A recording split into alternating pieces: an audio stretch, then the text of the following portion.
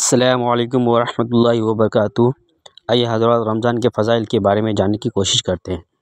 رمضان المبارک کی بے حرمتی کا انجام۔ دینی شعائر، مذہبی علامت، نیکی اور بھلائی کی قدر کرنا اور ان کی عظمت و حرمت کو گلے سے لگانا نیکی اور سعادت مندی کی علامت ہے۔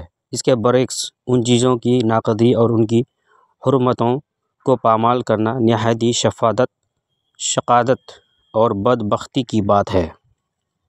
رمضان المبارک کی عزت اور توقیر جہاں ڈھیروں نیکیاں ملتی ہے، وہیں اس کی بے حرمتی کرنے پر دردناک عذاب کا تذکرہ بھی کیا گیا ہے۔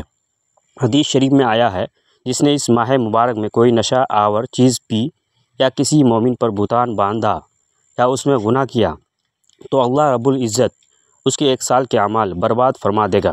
پس تم ماہ رمضان میں کوتاہی کرنے سے ڈرو، کیونکہ یہ اللہ عز و جل کا مہینہ ہے۔